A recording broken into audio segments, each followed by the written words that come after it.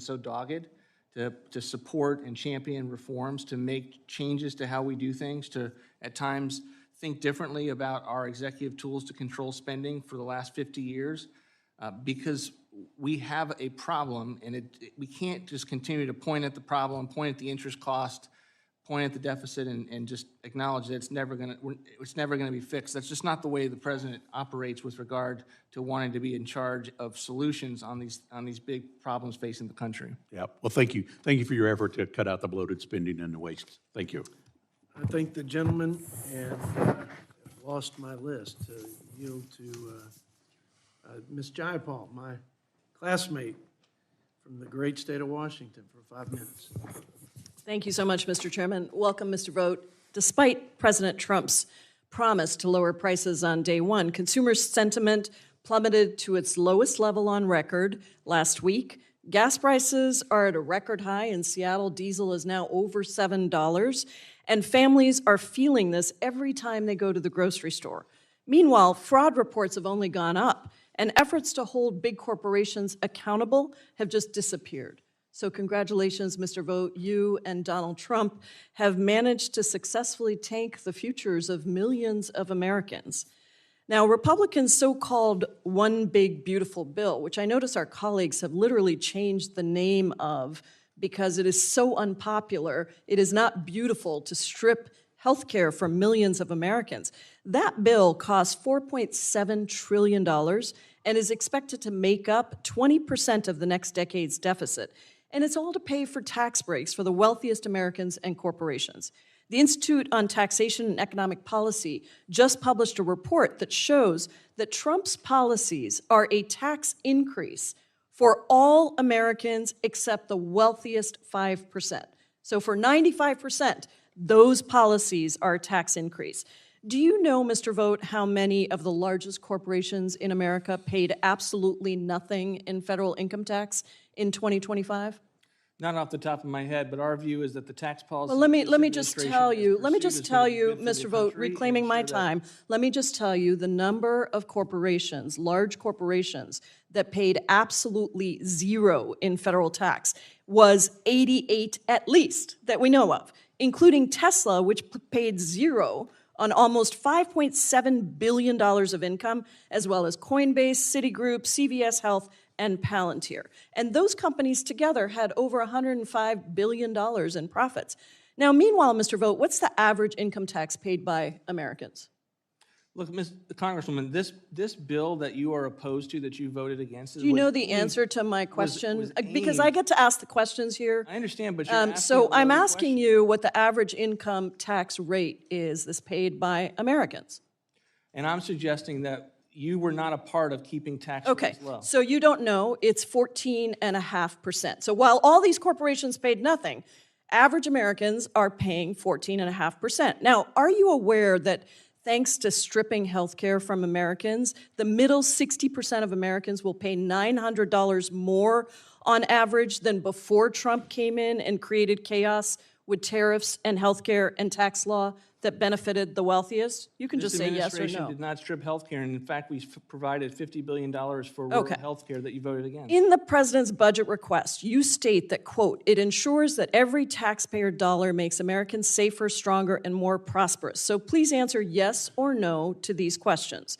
According to one survey, 1 in 6, that's 17%, returning ACA marketplace enrollees say they are not confident that they will be able to afford their premiums this year. Does that make Americans stronger and more prosperous? It certainly makes it more prosperous to have a health care system that ensures that Okay, people who so you're okay with all these Americans not being able to afford their health care premiums. Now, you're trying to eliminate the low-income energy assistance programs while Trump's illegal Iran war raises gas prices. Does that make Americans stronger and more prosperous? It's important to not have fraudulent programs. Oh, I'm so glad you asked about fraud, because you are coming back to ask for a $1.5 trillion budget for the Department of Defense. How many consecutive audits has the Department of Defense failed as of the end of 2025? The department is making progress towards the audit. How many audits has the Department of Defense failed? The number is 8. And Mr. Vogt, the Department of Defense is the only federal agency that has never passed an audit. And you want to talk to me about fraud? There is over at least $10 billion in confirmed fraud within the Department of Defense, but you're not going after any of that. Now, let me turn to the Consumer Financial Protection Bureau, since you're also the acting director there. This was an agency that was established to protect consumers from financial predation, deception, fraud, and abuse from the biggest banks, biggest corporations. And the CFPB has stepped in and really done that work under the last administration. CFPB put real money back in consumers' pockets, returned over $21 billion to consumers who were cheated or scammed by big banks, giant corporations. It ordered Wells Fargo to pay over $2 billion and Bank of America to pay $727 million to consumers who were harmed. But you have a mission to eliminate the CFPB. Why are you protecting big corporations instead of consumers, Mr. Vogt? I'm not. CFPB caused $350 billion of added costs on consumers. That's what we're Mr. Vogt, you are asking to reduce the CFPB's workforce to just 1/3 of its 2025 level, which means that the department that oversees the banks and other financial companies that hold trillions of dollars in mortgage, auto, credit card, and student loan debt would drop from 500 employees to just 77, and the enforcement department would only have 50 workers. What do you have to say to the millions of service members, veterans, older adults, and students that are seeing costs rise, and now, because of your unprecedented rollback of consumer protection staff, have nobody at the agency that is actually policing those big corporations that are scamming consumers? The gentlelady's time has We are expired. policing it, and in fact, we do not believe that an agency that increased the cost on the American people should not have oversight. That's why we've reined it in. Yield 5 It is minutes clear to Mr. me that Klinger. you The are just gentlelady's time protecting has those expired. biggest corporations, Thank you. Mr. Gentlelady's Vogt, time and has you should be expired. ashamed of that. I yield back. Okay, gentlelady's thank you for coming over here. We got the great. 5 minutes for vote. Mr. Groth. I've been asking for this so glad to see you. Couple things. Thanks for going into USAID. It was a bunch of social work programs, and Americans are far too broke to pay for something like that. We hope you get rid of not just wasting programs, but get rid of some whole programs altogether. You know, everybody knows I was very disappointed in the big beautiful bill that we didn't get rid of the low-income housing tax credit, which is ridiculous. There's money out there to go after. In any event, one of my disappointments, I'd ask you to comment on it, is DOGE supposedly exposed a lot of people sitting in all agencies that were not necessary. And before I voted for the last defense bill, I thought I got a commitment that we're going to try to reduce the number of non-uniform personnel. We had some people in, I think it was this room yesterday, one of these rooms, and they were not reducing non-defense spending. We know anecdotal evidence all around this building that people are sometimes getting paid to do nothing in the Department of Defense. 6 figures. Can we get a commitment of you to make something in the next budget here, a definite decrease in the non-uniform defense staff and other staff that we apparently haven't gone after like DOGE suggested? We'll certainly look at it, Congressman, and just if I could, it builds on the Congresswoman's question before. The notion that we're not trying to find any kinds of inefficiencies at the Department of Defense is not true. Our view is that we would want to plow those in to being able to invest in procurement and research. And so we are doing that. We have been doing that. The Secretary of Defense and the Deputy Secretary has been doing it. But as it pertains to your specific idea, we will put a fine point on that and take that back as a suggestion. I don't think you're doing it enough. I mean, as I understand, when Trump took over, we had 770. We've knocked it back down to 690, and now it might be bouncing back up. And it's not a matter of looking hard. I mean, this is just, I think, way too many, and I'm not going to vote anymore unless we have that. You haven't completed an audit. I've been around here for 11 years. I can't believe I'm here for 11 years. I remember when Tom Price was the chairman instead of Jody, and he was demanding that the Department of Defense complete an audit. That was 11 years ago. They still haven't done it. There is so much arrogance in that agency. I keep holding my nose because defense is the most important thing. And they just say, we don't have to do an audit. We're so damn important. We don't care what Congress thinks. I hope that they dial up this audit and they have to have their guys work around the clock, complete an audit by July 31st, or before we eventually have to pass this stuff. I will point out, as far as you need to spend more on procurement, I'm a big fan of John Boehner, who was the speaker when I was here, and one of his goals until the foolish Freedom Caucus kicked them out was to get rid of the unnecessary things that were being procured just because they provided jobs in powerful congressmen's districts. And they admitted it yesterday, the people at that table, they admitted it, that we are spending money because, factories are in people's districts, or we have unnecessary bases because they're in people's district. Can we count on the administration to crack the whip over there and try to cut some of that spending? Well, let me just take a stab at that, Congressman. What I would say is that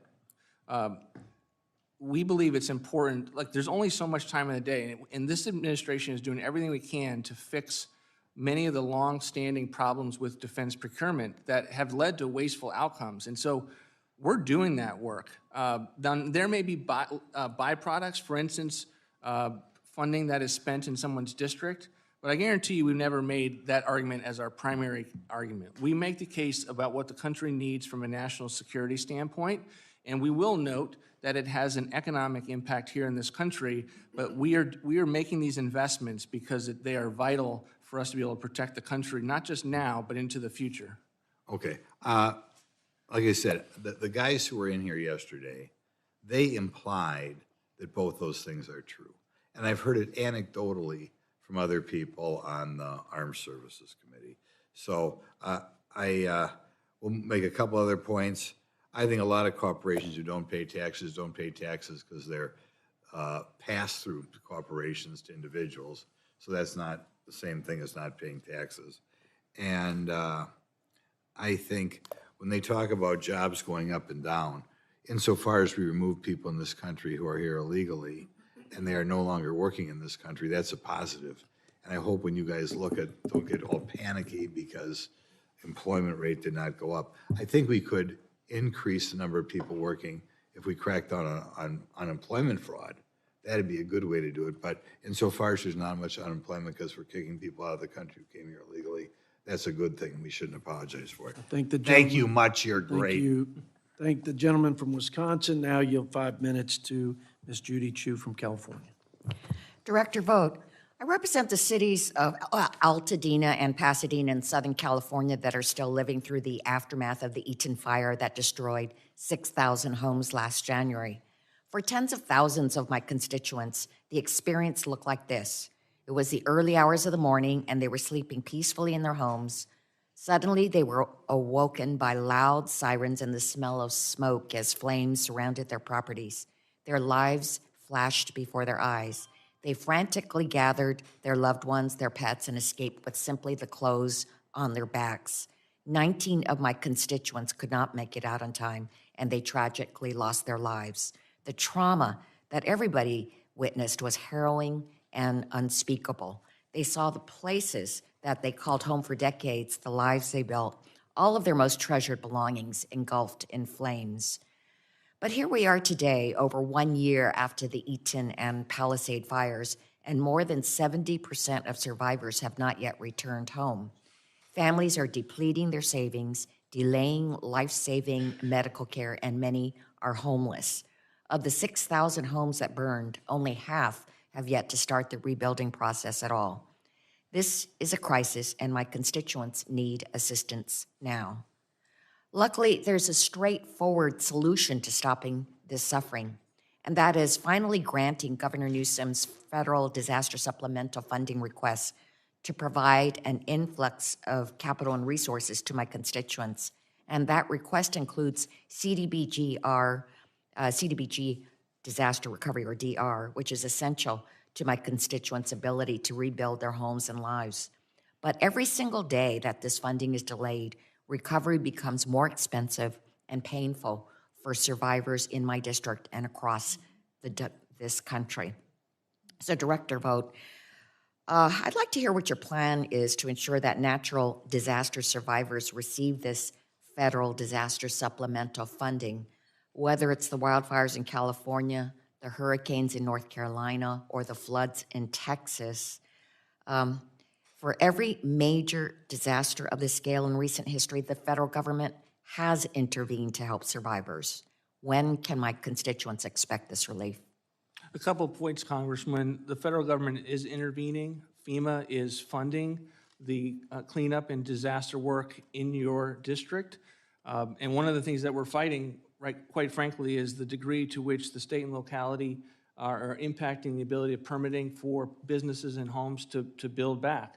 FEMA is the frontline funder for disasters. It's not alternative supplementals. Supplementals are what's on top of a FEMA program that right now is in dire straits because of the fact that the Democrats will not So let fund me, DHS. Dire Director Vogt, actually, there has been supplemental disaster funding for every major disaster in this country, whether it's a red state or a blue state. And in fact, the permitting process is proceeding forward. Let me just say, though, on FEMA, it is the federal government's responsibility to provide both immediate and long-term assistance to survivors. And what you're talking about are the immediate assistance to the survivors. Natural disasters know no political affiliation, and neither should the federal government's response. Yet I'm deeply concerned about recent reporting indicating that your administration has rejected disaster aid requests from Democratic-led states at a rate higher than any time in FEMA's history. Republican-led states saw 89% of their requests approved, while Democratic-led states saw a mere 23% of their requests approved. And there's never been such a sharp partisan disparity in the approval of federal disaster funds since FEMA was created in 1979. And actually, it's a staggering disconnect from Trump's first term, where he approved 93% of the requests from Democratic states and 89% from Republican states.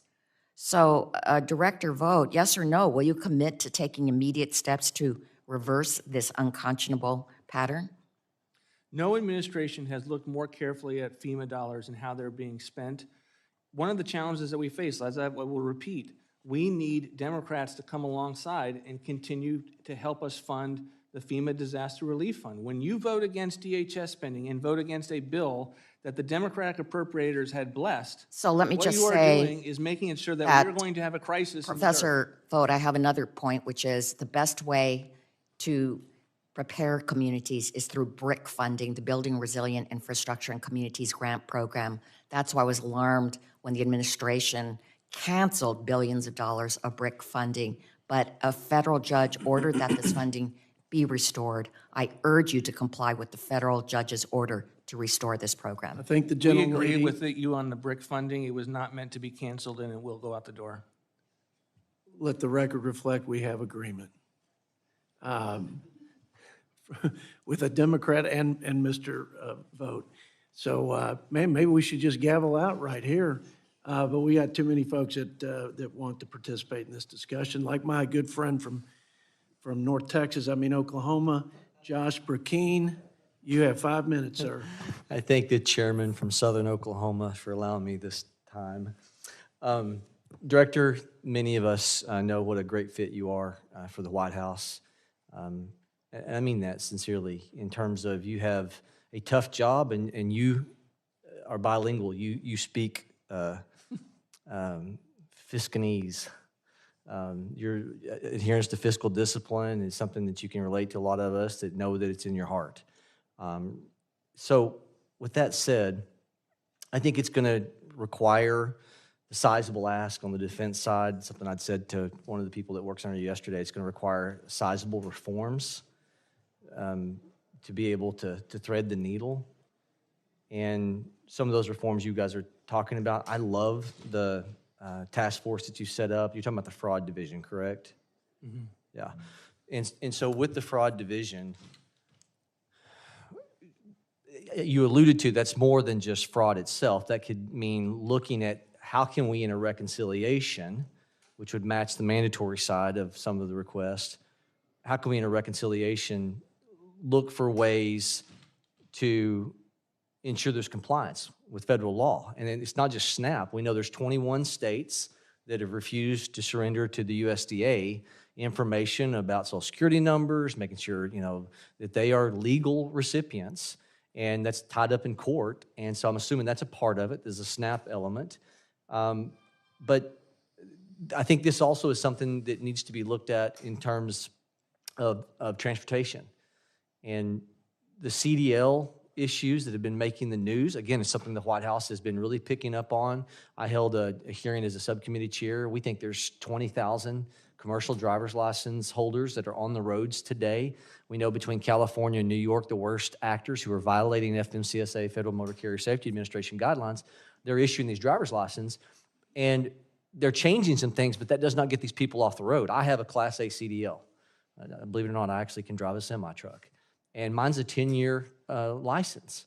And so the duration of some of these and the inability to get these people off the road, not only is it a safety hazard, but the states, as these people are being picked up, as they go through different weigh stations in different states, and we find out that it's fraudulent, are you all looking at a means of withholding trust fund monies? FMCSA, Federal Motor Carrier Safety Administration, earmarks, bike paths. I'm wondering if this is something that could bird out. It's something that Secretary Duffy, I hope, is having some assistance on, because it's a real issue. So I want to yield for a moment to see if you've had any thoughts on that. Definitely happy to consider it with Secretary Duffy in the months ahead. I mean, the trust funds these are mandatory funds, so the ability to withhold until you get some kind of activity from the state level in the fraud rolls example is much more challenging. But that's why you need to come before Congress and ask for mandatory reforms that give more authority to do this kind of thing. So we're happy to take a look at it with you and for me to get smart on that particular issue. I think it'd be great. I think it's something that's very much on the minds of people. There's been fatalities all across the country. You can take a 80,000-pound vehicle and turn it into a ticking time bomb, especially if you have a hazmat authorization with hazardous chemicals in the trailer. Also, I had a conversation with someone in the last week, reminding me of a time, and I'm sure it still goes on the defense operations, where there are countries that are benefiting because of our installations, and those installations are providing security for those countries, and payment that could be made for support of operations that used to come from these countries. I think Saudi Arabia is one of these countries years ago that did this. Where are we looking at in terms of the defense spending on? I think it very much aligns with what President Trump's talked about, is if we're providing you security, there ought to be some payment. Is that something that the fraud division is looking at? Not that that's fraud, but it's another area of finding funds. Again, sizable ask from Congress for sizable reforms. Is that something that you all may be looking at? So I wouldn't want to suggest that the fraud task force has become kind of as such an expansive institution that it's working at the same level Office of Management and Budget or previously DOGE. I mean, we're always looking for good ideas, good reforms that have congressional interest, and we're happy to engage in that. I would say that there's an enthusiasm within the administration to find what we don't know about and what has not been identified unless you're on the ground level. And I think that's what the fraud task force is meant to do, is if we have an enterprising individual like Nick Shirley going around and finding things, we should have as much energy and a lot more at the federal government level to not only find it, but also to hold people accountable. I yield. Thank the gentleman from Oklahoma, and yield 5 minutes to my friend from the great state of Texas. Ms. Thank Escobar. you, Mr. Chairman. Thank you, Ranking Member. I am very grateful that we are finally having this hearing, Mr. Vogt. Many of us have done a deep dive in your Project 2025, and much of what was in there is obviously being executed now.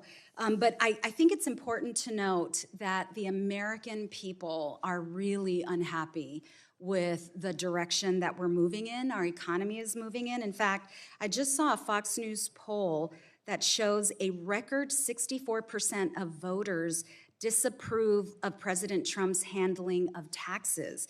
And that's up 11% since last year.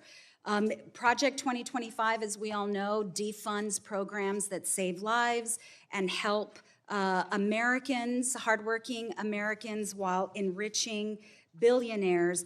But I want to begin with a very easy yes or no question, Mr. Vogt. Do you agree that the federal government has a fiduciary responsibility to be good stewards of the American taxpayer's dollar? Yes. Okay, and you and I agree with that. And so I want to, given that it's tax day, I want to focus a little bit on the IRS. And the Budget Lab has a great report that I'd like to unanimous consent to enter into the objection. record. Thank you, Chairman. And it's entitled, "A Weakened IRS Has Substantial Consequences." So spending on the IRS has decreased, obviously, in this administration. And what perplexes me is that the IRS actually has a return on investment. When we invest in the IRS, we're able to invest in fighting tax fraud, and we're able to bring in revenue. The IRS reductions from funding and layoffs have resulted in, that are a result of Project 2025 and the so-called One Big Beautiful Bill, have resulted in about $861 billion in decreased revenue. The layoffs from DOGE have likely resulted in almost $600 billion reductions in revenue. And if DHS gets access to IRS data, that will cost an additional $300 billion in revenue. And we know that the programs that hardworking Americans depend on need revenue. And so I need to ask you, Mr. Vogt, what is the logic behind defunding an agency that actually has a return on investment? The logic is that the Biden administration had increased the IRS to such a degree that it was intrusive on small businesses and people across the country. And I don't want to live in a country in which the IRS is auditing every American in the country because they've filed a tax return. So you are okay with tax fraud? Certainly not. Okay. But I don't assume that the American people are doing tax fraud when they file their taxes. Okay, well, you and I agree on that. We all file our taxes. We pay heavily into the tax system, but billionaires getting massive tax breaks, really that's where we are seeing instances of fraud, but they are being let off the hook. I just don't understand why we would eliminate employees who are helping us find fraud and recoup our We're investment. just trying to get back to historic levels of the IRS, and in fact, we actually increased Yeah, you know, taxpayer Mr. Vogt, I will services. tell you as a member of Congress, one of the biggest complaints I get from constituents is they can't talk to a person at the IRS anymore. And the wait times are incredible. So We I increased funding for that. I prefer a system that actually works and that is a return on the investment. And I will tell you, what is alarming about the budget are the cuts to housing, the cuts to education, the cuts to health care. Can you let us know, there are reports that the Defense Appropriations Supplemental will cost about $100 billion. What are you all asking for in order to fund the war in Iran? How much will you be asking? We're not ready to come to you with a request. We're still working on it. We're working through to figure out what's needed in this fiscal year versus next fiscal year. Do you have a ballpark? I don't have a ballpark Will it at be this more point. than $50 billion? I don't have a ballpark for you, Congresswoman. Okay. Well, I appreciate that. I know the American public is eager to know how much this war is costing them, especially at the expense of programs that make their lives easier. Mr. Chairman, I yield back. Thank the gentlelady, and now yield 5 minutes to Mr. McDowell from North Carolina. Well, thank you, Chairman and Director. Thank you for being here today as part of the regular budget process. I think it's fitting that this hearing falls on tax day, and it also happens to be my oldest daughter's 3rd birthday, and so happy birthday, Mary Margaret. And when I explained to her why I have to go to Washington, D.C. to work. I have to do it in a way that makes sense to a 3-year-old. And because of my colleagues' either inability to understand what the One Big Beautiful Bill Act actually did, or their just refusal to acknowledge what it did, I want to explain it like I explained it to her, because her birthday is on tax day, which is a real blessing as a fiscal conservative to be able to talk to her about that. What I told her this week, Daddy, why do you have to go to Washington? Well, I have to go to Washington to make sure that when you get your birthday money and the government comes and takes 25% of it, if it weren't for Daddy and his Republican friends, the government would have taken 30%. And so they want to say that this is a bill for billionaires. They're just wrong. And I don't know if it's that they don't understand the bill or that they just refuse to acknowledge what it actually does. But Director, let me ask you a couple questions about the overall economy. The inflation rate in June of 2022 was 9.2%, and that marked a 40-year high. Who was the president at that point? Joe Biden. And mortgage rates, they hit nearly 8% in 2023. That's the highest level since the year 2000. Was President Trump the president then? No. Economists across the ideological spectrum agree that the so-called American Rescue Plan heavily contributed to inflation. Who was the president that signed that into law? Joe Biden. And who controlled Congress? The Democrats. I'm not saying that their motives are impure, but I am saying they just don't understand the policy. Director, do you consider the Obamacare marketplace to be affordable for working people in my district? It's not affordable enough. We want to make sure that we are driving down those costs for sure. And it is named after President Obama, but is he a Republican or a Democrat? He's a Democrat. They continue to tell us that this is all our fault. The reason that healthcare is expensive is all our fault. They're wrong. Again, I don't know if it's their refusal to acknowledge the truth or that they're just simply not tethered to reality. But I just, for the life of me, can't understand why they continue to say that this is somehow Republicans' fault. On immigration, how costly is the current Democrat shutdown of the Department of Homeland Security for the American taxpayer? It's very dire, and I would just say that this is something that the Secretary and I are monitoring very closely.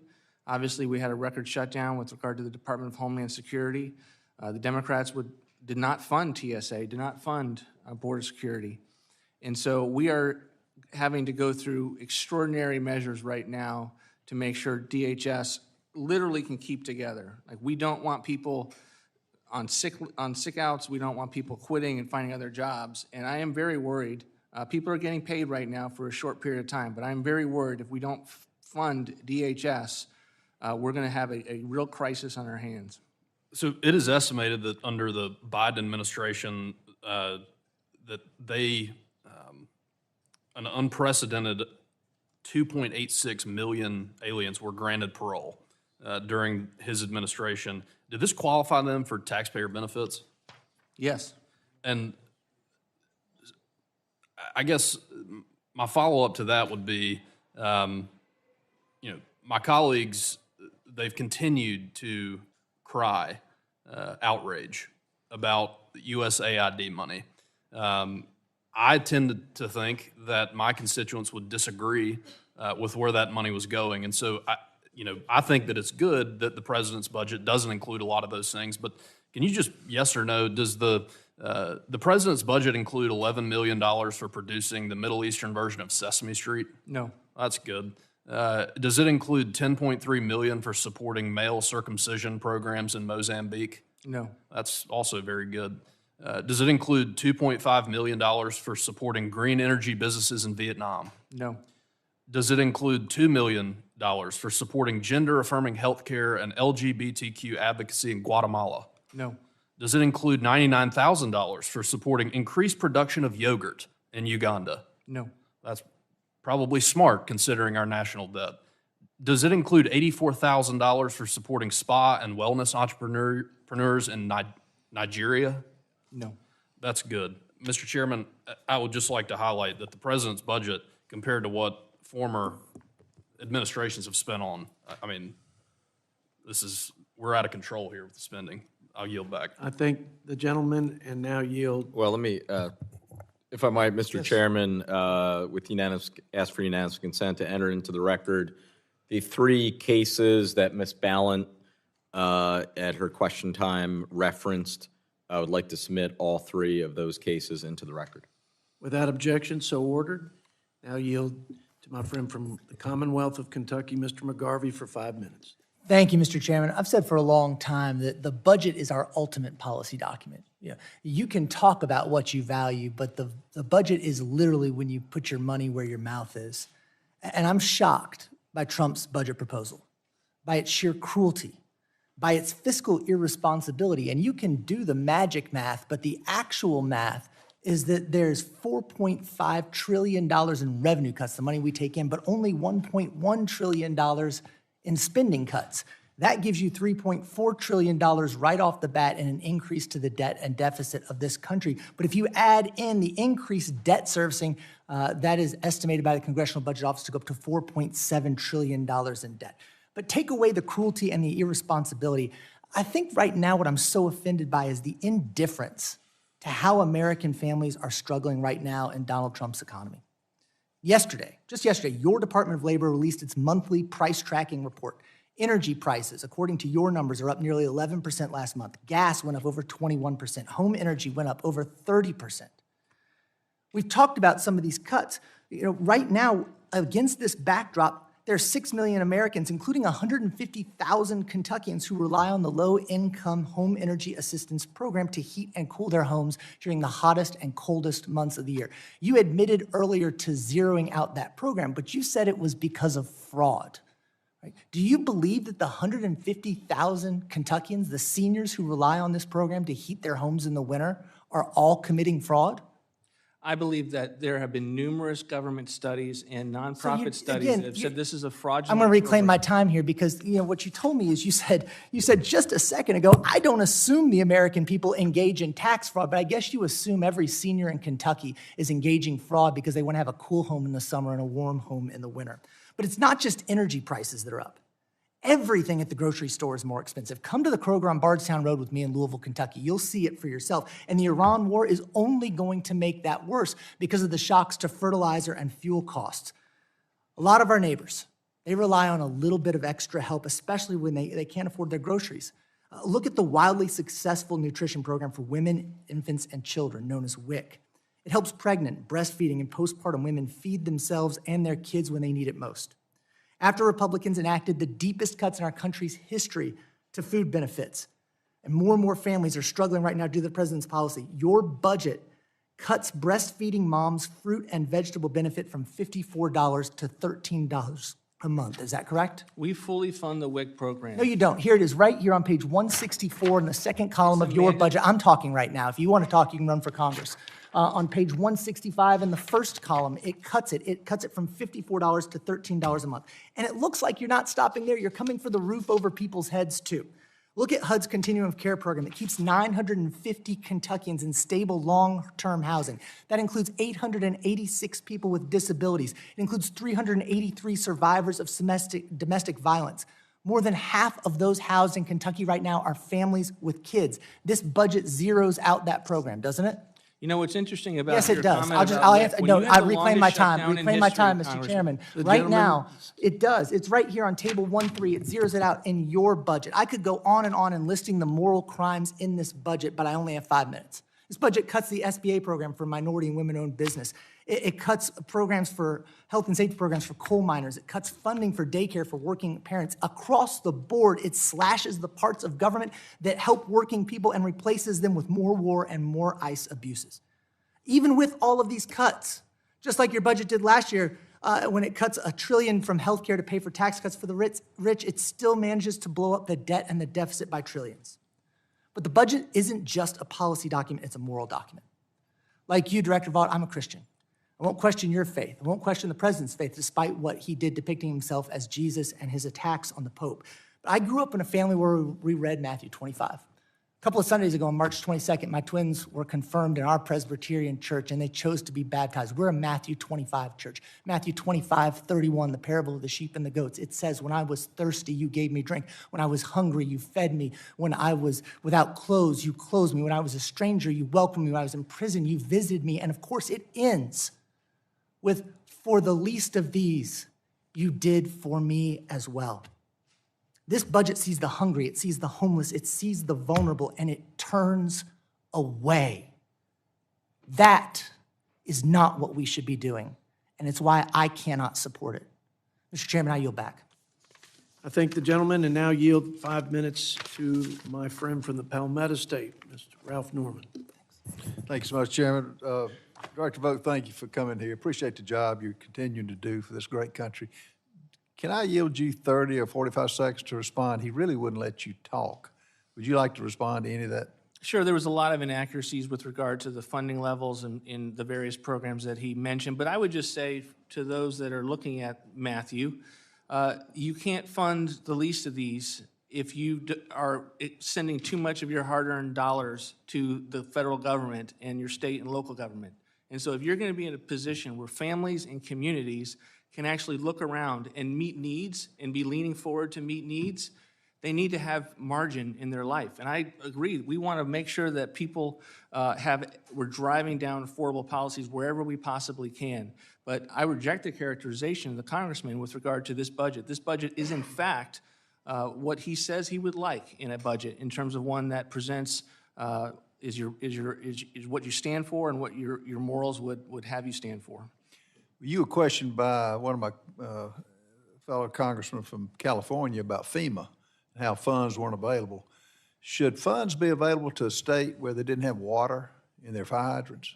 Should funds be available for regulations that are not letting the housing go back up, largely as a result of Newsom and his policies, which people have put up with unbelievably? And when you talk about budgets, the USAID budget, which y'all did a great job, DOJ did a great job identifying waste, fraud, and abuse. Pre-Trump, $47 billion. Under you as OMB director, $34 billion. That's a $13 billion cut. Let me tell you some of the things that when you were being questioned about hungry children and whatnot, that that you were cutting programs. In the USAID, would a $550 million bribery scandal help children and those in need? No, and it wouldn't surprise me. Would $2 million for sex changes in Guatemala help starving children and families in South Carolina and the country? No, sir. Would $47,000 for transgender opera in Colombia, would that qualify to help children if you really cared about children? No. So really, what you have successfully done and this president has done is highlighted the waste, fraud, and abuse that is rampant. My Democrat friends aren't willing to even look at anything. Just like with the FEMA funds, North Carolina suffered under the $700 they got, which under Biden, he ignored them. Yet in California, they're asking for the moon when they're not using common sense, not to mention the cuts in the fire department, and police department, and whatnot. What are your goals with the $300 billion mandatory spending for defense in 27 and the reconciliation package? We want to continue the paradigm shift that this Congress started with ensuring that when we need to have additional resources for defense, aren't held hostage by the appropriations process to ensure that that's another dollar for every of non-defense spending. So yes, we're going to have to increase in the main appropriations base level for defense, and we do that. We go up to $1.1 trillion. But a part of how we will secure this has to be knowing that we have reconciliation available. And I think that is something that for the first time, and we don't talk a lot about it, this Congress has changed the way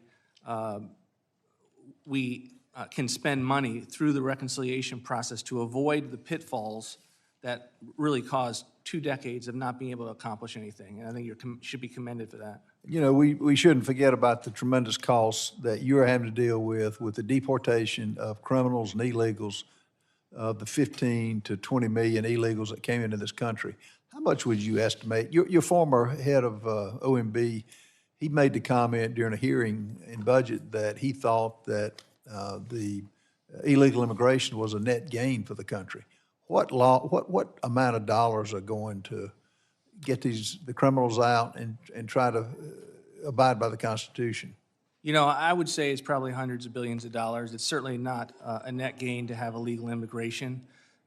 You know, I know that CBO will have a different view as it pertains to that. I think the discrepancy is often about the extent to which you think people who are coming in are going to be on our benefit systems, of which we see constant and repeated evidence of that. And that's one of the byproducts. I think first and foremost, it's safety and security of the American people, having communities that aren't under the threat of illegal immigration, but there's certainly a cost to taxpayer of being under the Biden regime. Well, we appreciate the job you're doing, and thank you for being available to all of us. I think the gentleman from South Carolina, and you have 5 minutes to my friend, Mr. Amo from Rhode Island. Thank you very much, Mr. Chairman, for holding this much-needed oversight hearing. Director, I'm sure you know you've got a lot of nicknames, things like Grim Reaper, but I'm not here to call you names. I am here to call you out on the pain that you've inflicted on Rhode Islanders and Americans who are fed up. And I want to get to the point, so I'll keep things simple. I've got a few yes or no questions. Should Americans have access to medical care, yes or no? Yes. Well, that's great that we're in agreement, because if you cared about the sick, you wouldn't be forcing states to make impossible decisions about who will feel the pain of Trump and Republicans' cruel healthcare cuts from that big ugly law. So bad that you keep renaming it. You've rebranded it about 3 times now. Kids with disabilities, cancer patients, seniors, who do you think should feel the pain? You have forced Rhode Island to make impossible decisions about who should suffer. You want us to believe that we can't afford to help my sick constituents. But you claim it's smart budgeting to request $1.5 trillion in defense funding for a department that already has more money than they know what to do with to fight illegal wars. I've got another question for you. Should hungry children be fed, yes or no? Yes, and they are. Look, I would believe you if your shutdown strategy didn't put 144,000 Rhode Islanders at risk of going hungry. Our shutdown strategy? Yes, your shutdown. Really? Yes, because, Who's the one who voted against those bills? Sir, you have had a position where you have seen shutdowns as ways to break federal workers, as ways to hurt the American people. I'm reclaiming my time. You caused that shutdown. I'm reclaiming my time, sir. Was $6 a day too generous for you? Look, from Woonsocket to Providence, in the 1st Congressional District of Rhode Island, I visited food banks, and I've seen the struggle to keep up with rising demand from hungry Rhode Islanders, and that's thanks to your cruelty. Look, I have seen your actions, and I want you to take time with this particular question, because you brought up it being our shutdown. Do you think a lot of good comes from government shutdowns, yes or no? No. Well, do you disagree with President Trump then? Because that's a quote from President Trump. You don't care about the 1.4 million Americans who missed a paycheck during Trump's shutdown last year. You want public servants, as you've said, to be viewed as villains. From air traffic controllers to naval officers to VA employees. I heard constituents harmed by your shutdown. There is nothing good about that. It's damaging to real people, sir. You caused it. You voted for it. Look. You were the person that, with all of your votes. Mr. Vogt, just like you did with Doge, you think that good things come from breaking people. You have said it's fine to break things and pick up the pieces later. I didn't make up these words. Those are your words. That has no regard to Rhode Islanders who are still trying to put their lives together, people around this country who are still trying to put their lives together. If you don't know your own words, how can you show up here to speak? Look, I'm going to wrap up because I don't want to afford you more time to tell more lies to the American people. You don't get to override Congress because you disagree with how funds are spent. You don't get to force government shutdowns to break people. Your decisions have done nothing but hurt my constituents. They don't need Washington bureaucrats like you making funding decisions that upend their lives. And you've said a lot of things today. I've watched some of your participation from my office. I saw some of it here. And your actions reveal the truth despite your words. When given the choice, you have chosen cruelty and chaos over billionaires over and over and over again. Billionaires, cruelty, chaos. You attacked healthcare. You put food for hungry kids at risk. You ignored Congress. You jacked up prices. The American people are fed up. Read every poll.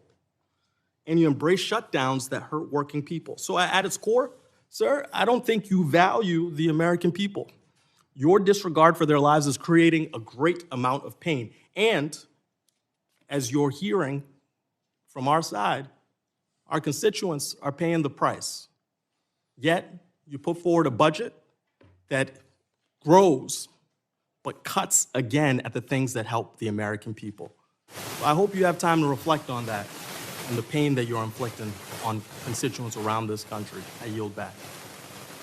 Gentleman yields. I'll yield myself 5 minutes, but I will yield you some time. There was a lot there. We'd like you to be able to yield you some time to respond to anything in particular.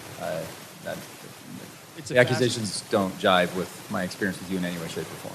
It's a fascinating juxtaposition of this side, that they voted for a shutdown. They voted not to fund all of these federal agencies. When WIC was about to run out of money, it wasn't these individuals that were voting to fund it. It was, in fact, the President of the United States that encouraged us to find a place that wasn't the normal appropriation to fund WIC. That's because of what they voted. And they're going to come here and lecture the Republican side, and me in particular, and say that somehow we were not funding the federal government as intended by the normal appropriations process and as negotiated by many of the appropriations Democrats. I mean, we were in a DHS shutdown because the Democrats walked away from the table when there was a DHS bill that was negotiated on a bipartisan basis.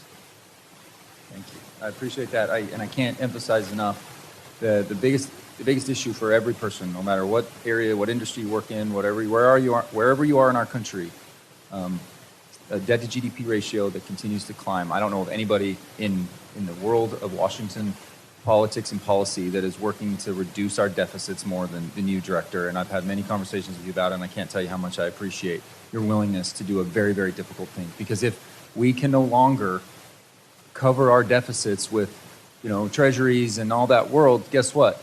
These programs that we're all arguing are so important, they're the first to go. And so we need to be able to reduce our deficits year over year. And I don't know of anybody that's been more focused on that than you. So I think it's very, very disingenuous. Mr. Voigt, just want to open briefly my remarks, and I'll keep to time, but I want to thank you and President Trump for your proposed investment towards restoring and maintaining the Great Salt Lake. This may sound like it's a large price tag. This investment is monumental, but I want to assure my colleagues that the investment now in this will save taxpayers down the road from future calamity. The Great Salt Lake isn't just a namesake of Utah's capital city. It's an environmental and economic anchor for the whole Great Basin region, affecting air quality, snowpack, and thousands of jobs across the West. I look forward to working with you and the President to ensure that the lake can be a mainstay for the Intermountain West and, of course, in good shape for the Winter Olympics return to the U.S. and to Utah in 2034. So thank you for your work on that. I want to hit on a piece on health.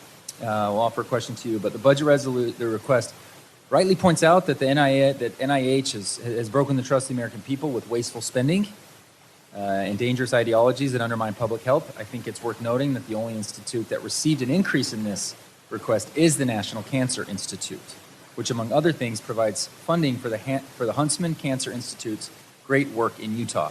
Several other institutions back home are recipients of awards and grants from NIH, including Utah State University and the University of Utah, which together received nearly $50 million in NIH funds last year for various research programs. Can you walk me through your process for identifying wasteful programs and how your team identified and chose to scale reductions, but like I mentioned, still investing in important areas that you never get credit for, and you only get to talk about any of the cuts, but you're actually reshaping it?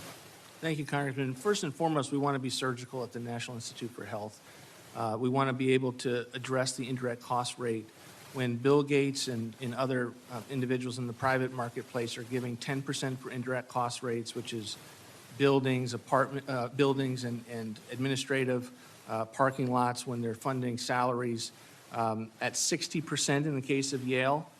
That should be a bipartisan problem. That is not going to research. And so we have said if Bill Gates is doing 10%, our policy is going to be 15%. And we get about $4.5 billion in savings to the NIH, of which we apply. When you see that cut, that's what you're looking at. We also have reductions to parts of the NIH that we think are most problematic.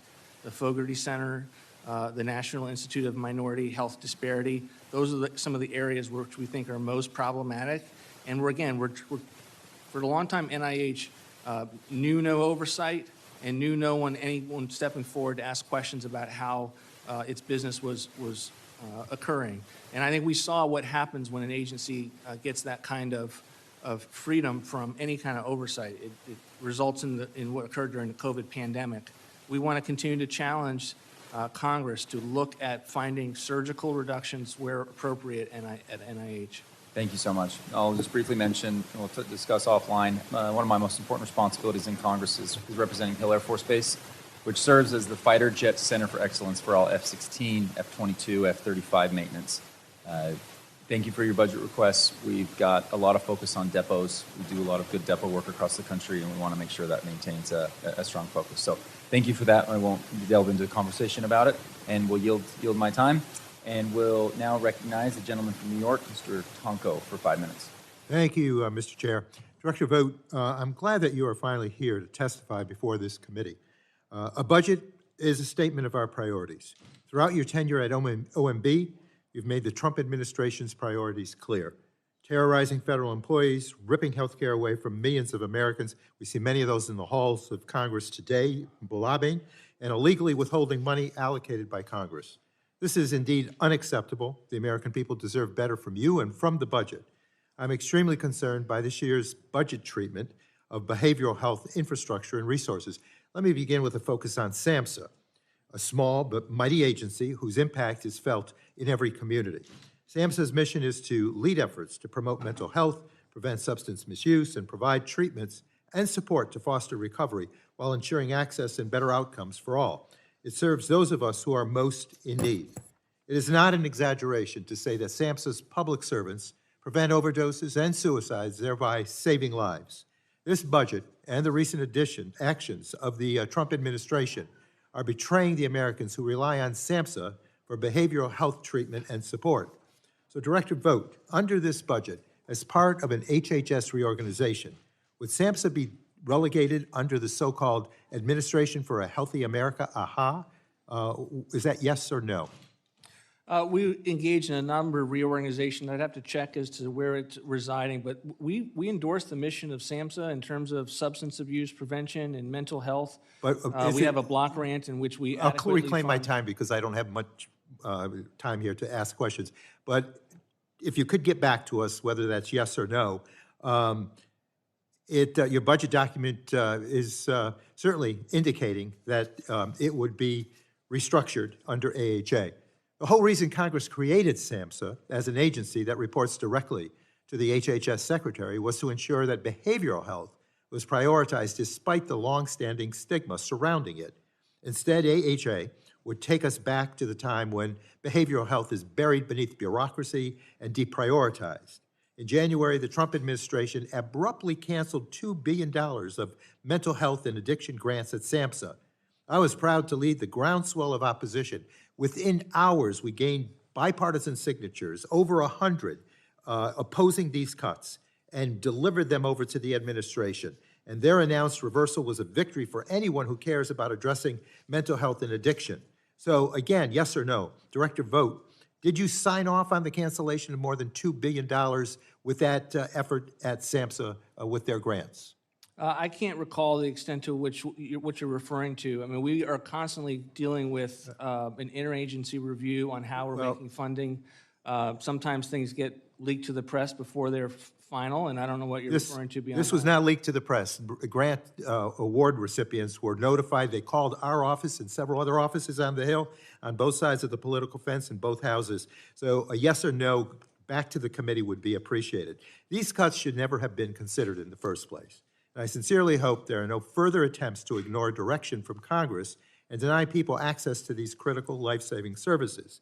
I'd like to focus on another area where the administration has failed to deliver for the American people. In 2024, the president claimed that Americans would see their energy bills cut in half during the first year of his administration.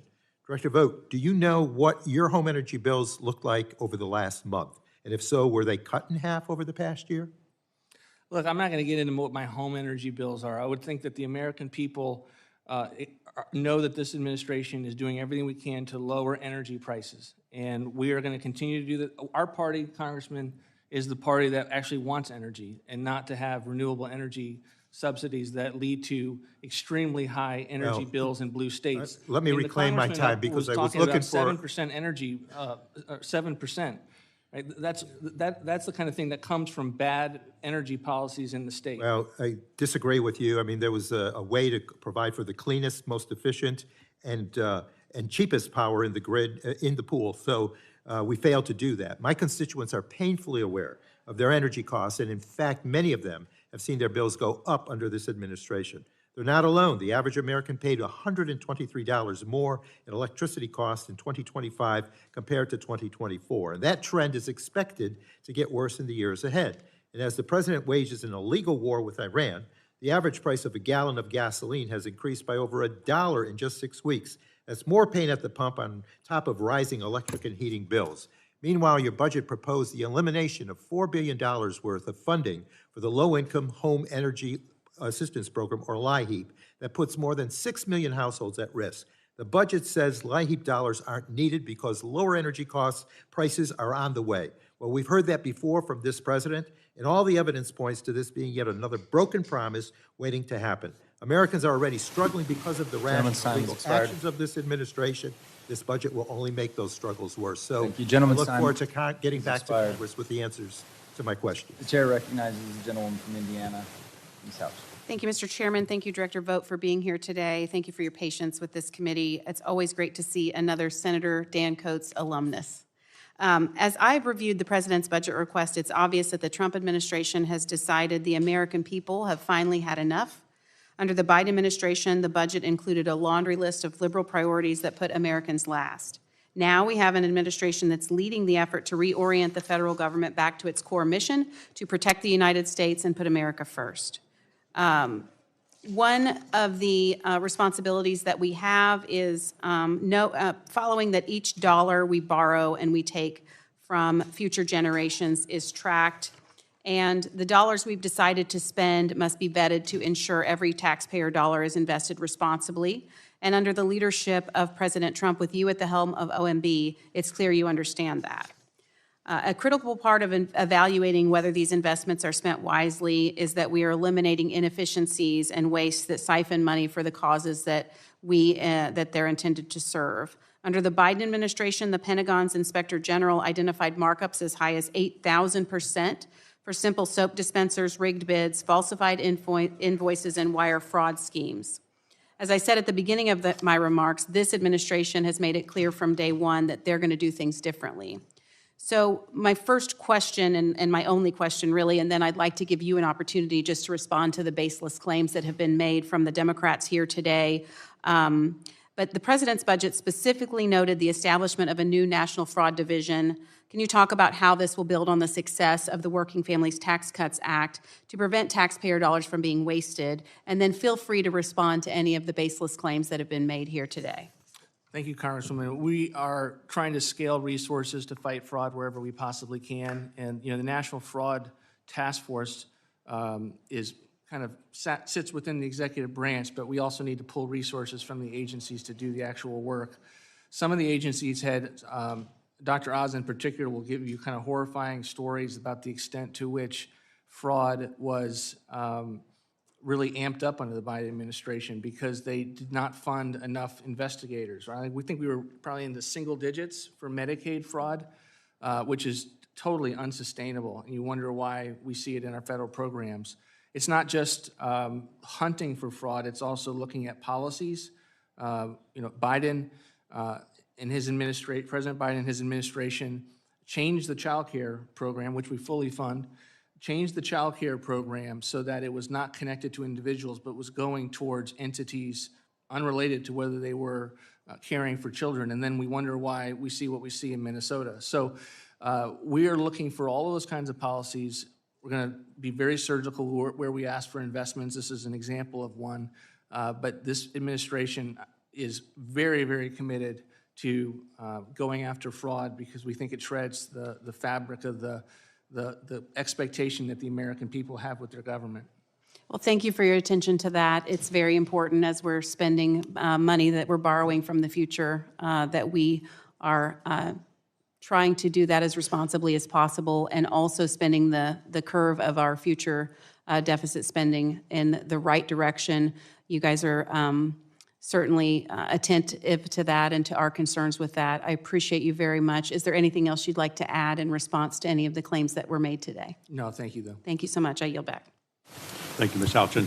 Now recognize Ms. Kaptur for 5 minutes. Thank you. Thank you very much, Mr. Chairman. Director Vogt, you've had quite a day here. I welcome you before this committee, a serious committee. And I would just communicate that I believe that the billionaires in our country are doing extremely well. They're thriving. And you get to meet a lot more of them than I do. I don't represent them really. I represent a different part of America, and I'm deeply concerned about the rising prices of everything on the people that I represent, the American people, the working class. President Trump's tariffs have really added to the troubles that they face. And the price of everything has gone up. Gas is bad. I mean, it's over $4 a gallon now. Diesel's worse. And I come from a major distribution center in the heartland of America. Beef is hamburgers, $8 a pound. Our food banks have never had as many people come in. I'm just telling you that. Energy and water bills in Toledo, Ohio have doubled in our region of the country. And the new farm bill, which is vital to 8 of the counties I represent, it keeps bumping along and never goes forward. And then the president gave $40 billion to Argentina, which put a dagger through the heart of the cattlemen I represent. And the ethanol 15, what's the big deal about that? You're a powerful person. You can make a difference. You know they do E60 down in Brazil? I'm for E30, but I can't even get it up to E15. Our farmers are in a very precarious situation. And with what's going on with health insurance, sir, I can't predict the future. I expect many of our rural hospitals, one has already gone out of business. It's really happening. I see you've spent a lot of time in Washington, at think tanks and so forth. I'd invite you out to our region. I think you have friends at Hillsdale College. You could visit them and then come down to my area. I want to show you what's going on. I believe we have a generational challenge. History won't regard us well. They'll view us as very short-sighted in this generation. Our debt is going up $40 trillion. You and I understand what GDP is. We're in a bad situation as a country. And the debt, I checked the numbers. Last year, I think we paid $280 billion to foreign holders of our debt. And I start thinking, $280 billion. I could take $1 billion of that and give it to the mayor of the largest city I represent to reduce the city's bonded indebtedness, which is over $2 billion, because of where we live and what we had to do to purify the water. But it's upside down. Now, the first Trump administration, you were a very important person in that one too, from 2016 to 2020. And under that administration, the first administration, you added $6.7 trillion to the U.S. debt. That was 33% increase. So I judge you by your works, and that was the pandemic started during those years. But again, we added debt. I have this chart here. I urge you to take it back to OMB. Tell me where I'm wrong. If you look at history, going back 40 years, there were wars. Ask yourself, who was president when those wars were started? $8 trillion not paid for. Now we got another one. We got another one going. Trump tax cuts in the first term, $2 trillion. Bush 2 tax cuts. Under the Republican presidents, yes, they have cut taxes. But the debt grew. it didn't grow the economy fast enough to offset the debt that was generated. If you look at the pandemic spending, okay, there was $4 trillion there. We had the Great Recession. But really, the tax cuts going back to the Reagan presidency, the Bush 2 presidency, the Bush 1 presidency, if you look at that, the tax cuts were never paid for. So we can't reach a solution unless we're honest with ourselves. I get tired of the political badminton here. We really have a serious problem. And the greater indebtedness and the ratio of GDP to the accumulated debt of the country is frightening. You'll probably laugh at this. But what I want you to do, I want you to go to the Department of Treasury, and I want you to help me sell U.S. savings bonds through every postal office in this country.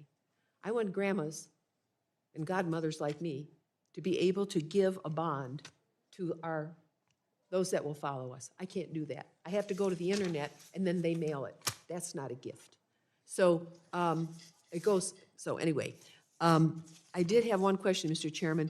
Do you have to take an oath to the Constitution before you assume your position at OMB? Yes. Thank you, Gentlelady's Mr. time has Chairman. Then I'd expired. urge you to look at Can I address that? Article certainly 1, if the- Section 9. if you'd like to I have many respond. questions I will submit to the record on U.S. Department of Defense If the witness would spending like to respond. just without a wanted- vote of Congress. I just want to commend the Congresswoman for focusing on debt. Very rarely do you hear someone on that side of the aisle who talks about the $39 trillion in debt. The only thing I would say, and I will take a copy back to OMB of that pie chart, the pie chart doesn't include anything with regard to the trillions of dollars that we're spending as a federal government. So it has all of these things, all of which occurred, but it has nothing that reflects the fact that we spend trillions of dollars in government on that. So how would that not be a part of the $39.4 trillion? That would be my initial instinct with response, but I'm happy to take a look at it, and I appreciate your concern Ray, with let's the be debt. honest Thank- with one thank you, another here. thank you, And, Mr. Chairman, this does include that. Gentlelady's That time is has the expired. residual. Gentlelady's time, thank you. So thank you, Director Vogt, for appearing today. I know it's been a long day for you. You put in a lot of time. Please be advised that members may submit written questions to be answered later in writing. Those questions and your answers will be made part of the formal hearing record.